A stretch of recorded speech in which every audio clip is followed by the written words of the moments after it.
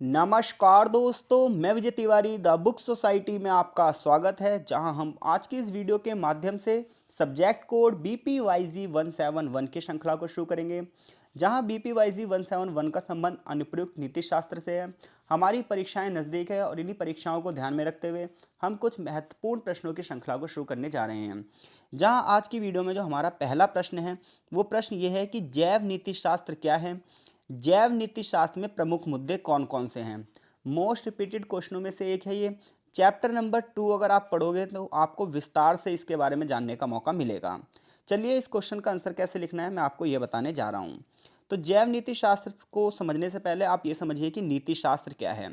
तो जब आप नीति शास्त्र की बात करते हो यानी कि नैतिकता की बात करते हो तो ये सही गलत विचारों का एक समूह है।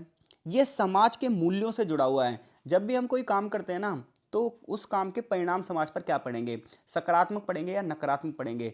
जब हम सकारात्मक परिणामों की समूह को पढ़ते हैं तो वही क्या कहलाता है, नीति शास्त्र कहलाता है, नैतिकता कहलाता है। फॉर एग्जाम्पल आप एक डॉक्टर हैं और आपके सामने एक मरीज़ है। अब आपकी नैतिकता ये कहती है कि सबसे पहले बिना किसी जाति, बिना किसी धर्म के, बिना किसी भाषा के भेदभाव के बिना आप उस व्यक्ति का इलाज करें और अपना 100% दें। ये आपकी नैतिकता है उस समय। नैतिकता के बहुत सारे मूल्य होते हैं। नैतिकता आदर्श में होती है। ये संस्कारों पर जोर देती है, ये सद्गुण पर जोर देती है। जैसे किसी समूह का नैतिकता ये हो सकती है कि वो ईमानदारी का गुण है, उसके अंदर ईमानदारी का सद्गुण है, तो वो व्यक्ति ईमानदार कहलाएगा।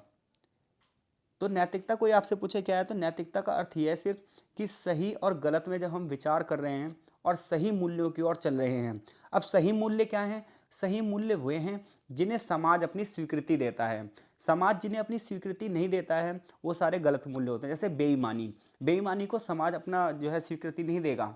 झूठ बोलना समाज अपनी स्वीकृति नहीं देगा। अपने लालच की वजह से दूसरे का यूज़ करना समाज इसकी स्वीकृति नहीं देगा। तो मैं आशा कर रहा हूँ कि आप नीति शास्त्र शब्द का मतलब समझ गए, यानी कि नैतिकता का मतलब समझ गए हैं। अब एग्जामिनर क्वेश्चन आपसे पूछ रहा है कि भाई जैव नीति शास्त्र क्या है। तो जैव नीति शास्त्र जो है वो नीति शास्त्र की ही एक क्या है, शाखा है। यानी कि जब आप जैव नीति शास्त्र की बात करोगे तो जैव नीति शास्त्र की एक क्या है, सिर्फ शाखा है। जिसमें हम गर्भपात, पशु अधिकार और इच्छा मृत्यु जैसे कुछ विशिष्ट मुद्दों का अध्ययन करते हैं। जैव नीति शास्त्र की वह शाखा है जिसमें हम मेडिकल साइंस यानी कि चिकित्सा और जीवन विज्ञान में जो उत्पन्न होने वाली मुद्दे हैं उन मुद्दों का अध्ययन करते हैं। तो कोई आपसे पूछे भाई जैव नीति शास्त्र क्या है, तो कुल मिलाकर जैव नीति शास्त्र की एक क्या है, शाखा है जो कि जीव विज्ञान, चिकित्सा और प्रौद्योगिकी की प्रगति से उत्पन्न होने वाले नैतिक मुद्दों का अध्ययन है। यानी कि जब हम जीव विज्ञान की बात करते हैं, चिकित्सा पद्धति की बात करते हैं, तो इसमें नैतिकता कहाँ से आ गई। तो आप देख रहे हो आज बड़े पैमाने पर बहुत सारी समस्याएं हैं। बहुत सारे अस्पतालों की ऐसी खबरें आती हैं कि उन्होंने मरीजों को ठग लिया, अपने पैसों के लालच के चक्कर में एक मरे हुए मरीज का भी इलाज कर रहे हैं और अंदर पैसा बना रहे हैं। तो जो ये सब चीज़ें हैं ये अनैतिक हैं। तो ऐसे में जो चिकित्सा का क्षेत्र है, जीव विज्ञान का क्षेत्र है, जीव विज्ञान के क्षेत्र में बड़े पैमाने पर जो है पशुओं का दुरुपयोग किया जा रहा है। आज जो टेक्नोलॉजी का डेवलपमेंट हो रहा है, प्रौद्योगिकी आगे बढ़ रही है, इसने कहीं ना कहीं हमारी प्राइवेसी को ख़त्म कर दिया है। आज आप देख सकते हो AI का यूज़ कहाँ कहाँ तक हो रहा है। तो जो जैव नीति शास्त्र है ये जीव विज्ञान, चिकित्सा और प्रौद्योगिकी की प्रगति से उत्पन्न होने वाले मुद्दों का क्या है, अध्ययन है। यह नीति शास्त्र की एक शाखा है जो आधुनिक विज्ञान के साथ जुड़े हुए दार्शनिक, सामाजिक, सांस्कृतिक, धार्मिक और कानूनी प्रश्नों का विश्लेषण करती है।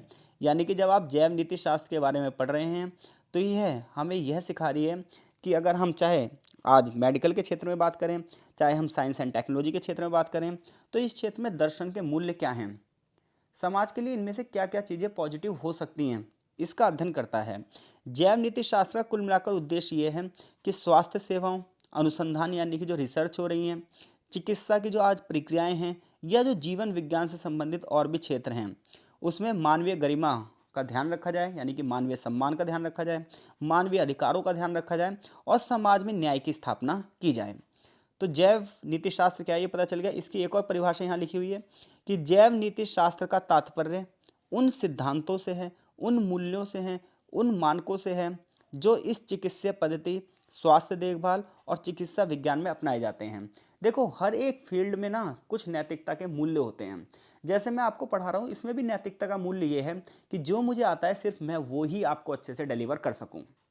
इसी प्रकार से जो है मेडिकल के क्षेत्र में भी क्या है, नैतिकता के मूल्य हैं कि अगर कोई डॉक्टर शरीर के किसी अंग से, जो एक मतलब ऑपरेशन करने वाला डॉक्टर है, और अगर उसे शरीर के अंगों के बारे में जानकारी नहीं है, तो आप मान लीजिए वो एक मर्डरिस्ट भी हो सकता है।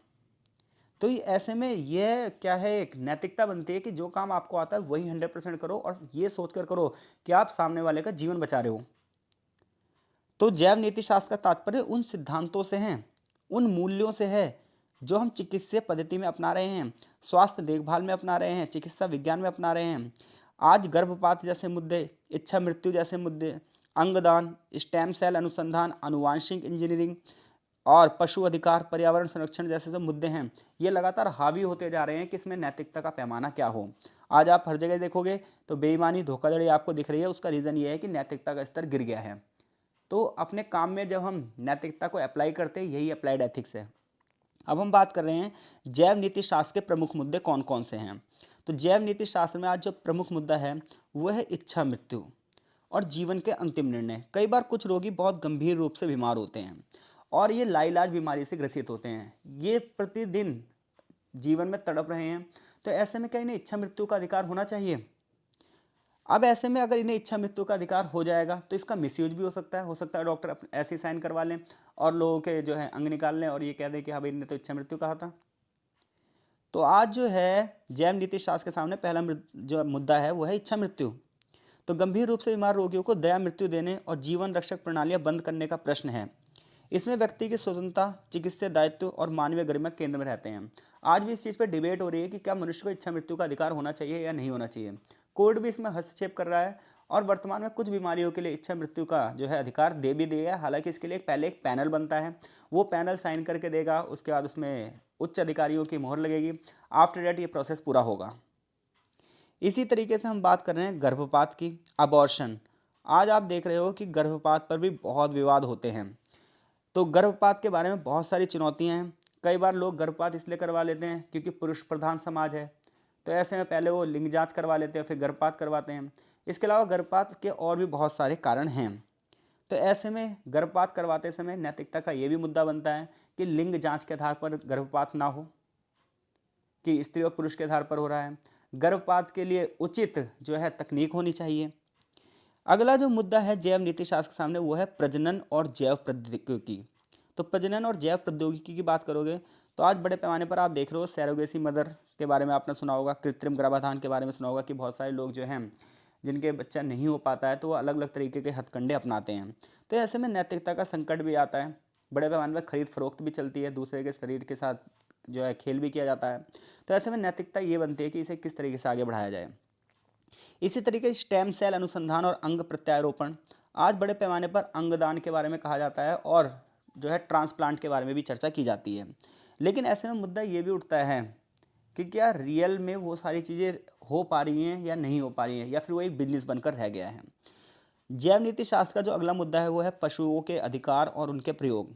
आज जो रिसर्च हो रही है उनमें जानवरों का उपयोग किया जा रहा है। तो ऐसे में क्या जानवरों के प्रति दया हो?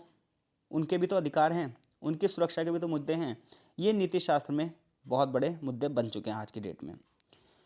इसके अलावा सूचित सहमति, रोगियों या अनुसंधान की जब हम बात करते हैं तो ऐसे में जब हम किसी के ऊपर रिसर्च कर रहे हैं तो उन्हें उस चीज़ के बारे में पूर्ण जानकारी होनी चाहिए। कई बार हम आधी अधूरी जानकारी देकर उनके ऊपर रिसर्च कर लेते हैं, उन्हें पता ही नहीं होता कि उनके जीवन के साथ खिलवाड़ हो रहा है। तो ऐसे में सूचित सहमति का मतलब ये है कि आपको सारी टर्म एंड कंडीशन सामने वाले को बता देनी चाहिए और उसे उचित प्रक्रिया के द्वारा फिर उसके ऊपर जो है रिसर्च करनी चाहिए। आनुवांशिक सूचना की गोपनीयता। हर एक व्यक्ति के कुछ जेनेटिक गुण होते हैं। अब उसकी जानकारी का आप कई बार दुरुपयोग कर लें, भेदभाव करें उसके आधार पर, तो ये उसकी प्राइवेसी के खिलाफ है। और अगली बात यह है कि पर्यावरणीय नैतिकता।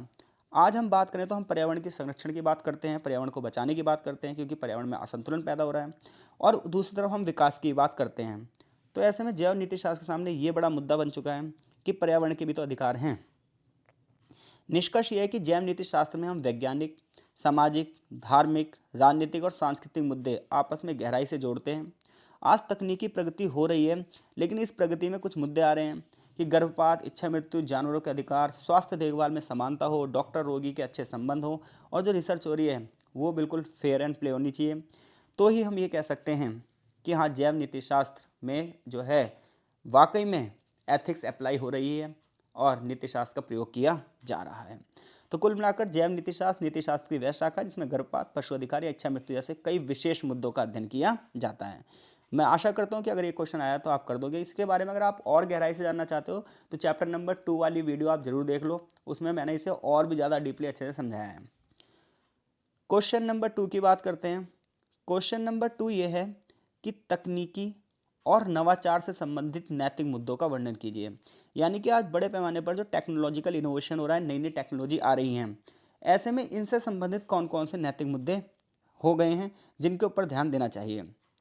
तो ये तो हम सभी जानते हैं कि आज का युग डिजिटल युग है, वैज्ञानिक युग है और समाज लगातार बदलता जा रहा है। ऐसे में मुद्दा ये उठता है, क्या तकनीक का प्रयोग सही दिशा में चल रहा है? क्योंकि तकनीक हमारे जो पर्सनल यानी कि व्यक्तिगत, सोशल यानी कि सामाजिक और व्यावसायिक जीवन को भी गहराई से प्रभावित कर रही है। ऐसे में तकनीक के द्वारा किया गया एक गलत कार्य न सिर्फ हमारे व्यक्तिगत जीवन को प्रभावित करता है, बल्कि हमारे सामाजिक और प्रोफेशनल लाइफ को भी क्या करता है, बेकार कर देता है। जैसे कि आजकल आप सुन रहे होंगे डीप फेक जैसी समस्याएं, एआई के साथ वीडियो एडिट कर देते हैं लोग बाग। ऐसे में व्यक्ति की जो है पर्सनल लाइफ कहाँ तक रह जाती है। तो ऐसे में जो आज बड़े पैमाने पर वैज्ञानिक अनुसंधान हो रहे हैं, इसमें नैतिकता का मुद्दा क्या है? तो सबसे पहला मुद्दा है प्राइवेसी का, डाटा सुरक्षा का। कई बार हम सुनते हैं कि व्हाट्सएप का डाटा लीक हो गया है, इंस्टा आईडी जो है हैक हो गई है, इंस्टा के डाटा लीक हो गए हैं, कई बार लोगों के बैंक अकाउंट से पैसे निकाल ले जाते हैं। तो ऐसे में जो है मुद्दा ये उठता है कि लोगों की प्राइवेसी कहाँ है, डेटा की सिक्योरिटी कहाँ है। आज जितने भी डिजिटल इनोवेशन हो रहे हैं, डाटा इकट्ठा किया जा रहा है, डेटा की प्रोसेसिंग हो रही है, डेटा की शेयरिंग हो रही है, इसमें जो व्यक्तिगत जानकारी इसके तो दुरुपयोग भी हो रहे हैं, बड़े पैमाने पर हैकिंग हो रही है, लोगों की प्राइवेसी खतरे में पड़ रही है। आज जो बड़ी बड़ी टेक कंपनियां हैं, डाटा सुरक्षा के लिए कड़े उपाय तो अपनाने के लिए कहती हैं, लेकिन उपभोक्ताओं को धोखे में रखती हैं, ट्रांसपेरेंसी बनी नहीं रहती। मेटा भी कहता है कि हाँ भाई सब चीज़ें ठीक हैं, लेकिन आए दिन ये बात आती है क्या डाटा लीक हो गया है। तो ऐसे में लोगों की प्राइवेसी कहाँ तक है। तो आज जो बड़े पैमाने पर तकनीकी नवाचार हो रहे हैं, उसमें पहला मुद्दा ये है कि भाई लोगों की प्राइवेसी का भी तो ध्यान रखो। ये नहीं कि अपने फ़ायदे को उठाने के लिए दुनिया का आप शोषण कर लो। दूसरी बात यह है कि निष्पक्षता होनी चाहिए और समावेशन होना चाहिए, सभी लोगों के साथ समान तरह से व्यवहार होना चाहिए। तकनीकी नवाचारों में एल्गोरिदम बहुत तगड़ा काम करता है। एआई और मशीन लर्निंग जैसे उपकरणों का प्रयोग किया जाता है। इसमें कई बार पक्षपात की संभावना बनी रहती है। कई बार किसी एक विशेष विचारधारा को बढ़ावा देने के लिए उसको आगे बढ़ाया जाता है, जबकि दूसरी विचारधारा को निम्न स्तर पर रखा जाता है, उसे एल्गोरिदम नहीं मिलता। तो आज जो डिजिटल डिवाइड है, ये भी बड़ी समस्या है। डिजिटल डिवाइड मतलब होता है अंकीय विभाजन। अगर आप गांव में देखोगे तो टेक्नोलॉजी का लेवल लो है और शहरों में देखोगे तो टेक्नोलॉजी का लेवल हाई है। अमीरों के पास तकनीक का स्तर ज़्यादा है, गरीब के पास तकनीक का स्तर कम है, और यही चीज़ डिजिटल डिवाइडेशन कहलाती है। ऐसे में डिजिटली चीज़ों का जो उपयोग है वो नैतिकता के आधार पर हो, ताकि गरीबों का शोषण ना हो। ये बहुत बड़ा प्रश्न है आज के डेट में। सामाजिक और पर्यावरणीय जिम्मेदारी। आज जो है तकनीकी नवाचारों की वजह से जो हमारी पारंपरिक नौकरियां हैं वो खत्म हो रही हैं। समाज में असमानता फैल रही है, पर्यावरण पर बुरा प्रभाव पड़ रहा है। कंपनी अपने इनोवेशन के नाम पर सामाजिक कल्याण को खत्म कर रही हैं, पर्यावरण से खेल रही हैं। ऐसे में मुद्दा ये उठता है कि अपने इनोवेशन आप करो, लेकिन पर्यावरण का भी ध्यान रखो, समाज का भी ध्यान रखो। ये नैतिकता से जुड़े हुए प्रश्न हैं। स्वायत्तता और मानवाधिकार। हर मनुष्य के साथ हमें मनुष्य जैसा व्यवहार करना चाहिए, लेकिन आज जो बायोमेट्रिक डाटा है, जीन एडिटिंग है, क्लोनिंग है, निगरानी प्रणालियां हैं, ये कहीं ना कहीं हमारी जो है प्राइवेसी को ख़त्म कर रही हैं, हमारे अधिकारों के लिए चुनौती बन गई हैं। आज बिना सहमति के लोगों के ऊपर निगरानी की जा रही है, अखबारों पर सेंसरशिप लगा दी जा रही है, गुप्त नियंत्रित प्रयोग किया जा रहा है, जो कि हमारे नैतिक मूल्यों का उल्लंघन करते हैं। ये चीज़ें सही नहीं हैं। अगली बात यह है कि टेक कंपनियों को ट्रांसपेरेंसी रखनी चाहिए। तकनीकी कंपनियों को अपने उत्पादों में, अपने सेवाओं में नैतिक डिजाइन रखने चाहिए, पारदर्शी प्रक्रिया रखनी चाहिए और जिम्मेदारी पूर्वक इसे चलाना चाहिए, ताकि सभी लोगों की भागीदारी हो सके। नवाचार का नैतिक फ्रेमवर्क। स्थायी विकास और समाज की भलाई जब भी हो सकती है जब भी कोई नवाचार हो उसमें समाज के प्रति उसकी जिम्मेदारी भी हो, पर्यावरण की सुरक्षा भी हो, कार्यस्थल की निष्पक्षता भी हो और मानव अधिकारों को बढ़ावा दिया जा सके।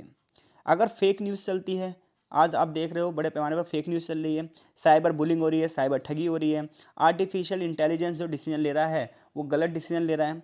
ऐसे में नैतिक जटिलता उत्पन्न हो जा रही है। ऐसे में नैतिकता का स्तर और गिरता जा रहा है। लोग अपना चंद पैसों का लाभ कमाने के लिए समाज से खिलवाड़ कर रहे हैं।